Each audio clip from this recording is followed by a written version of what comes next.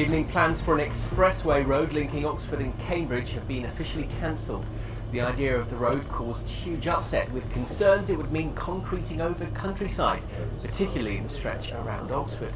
The government paused the scheme a year ago, but campaigners still feared it might be resurrected. David Lum has been following the story.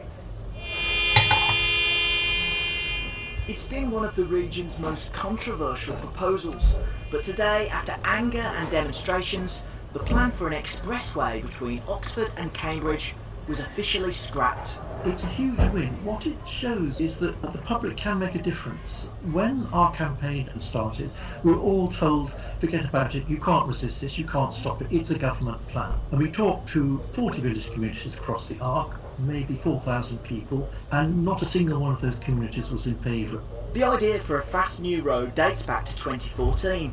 Costing £3.5 billion, it was going to roughly align with the East-West Railway. Backers said it would cut journey times between the A34 and the M1 by up to 40 minutes. But a year ago the scheme was paused, and today the government said analysis had shown the benefits wouldn't outweigh the costs. I saw Grant Shapps the other week and I wrote to him and said, let's cancel it, let's just end this nightmare, and I'm delighted he listened.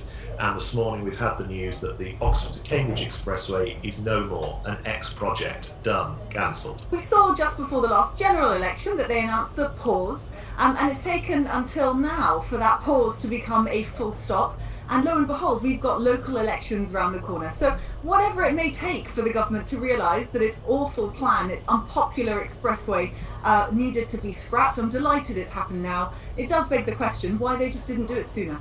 Labour's Annalise Dodds has also welcomed the news, urging the government to now commit to the electrification of the East-West Railway. But not everyone is happy. Both my wife and I commuting to work in Oxford, and we have family in Milton Keynes. The dual carriageway between Bicester and Oxford, which in theory is good when it's quiet, but it currently doesn't have sufficient capacity for rush hour, etc. Obviously, during lockdown and things, it's not so bad, but once things get back to normal, that will be incredibly busy again. There is a need to improve connectivity across the Arc, particularly between Oxford and Milton Keynes. It's important that we get the investment for East-West Rail, but really we are open-minded on what that connectivity is, but we need to be mindful of our sustainability targets and make sure that we make progress towards our net zero targets for 2040 and 2050. Campaigners now say they'll turn their attention to reducing house building between the two university cities. Meanwhile, the government says it's going to investigate the need for more targeted road interventions. David Lum, BBC South Today.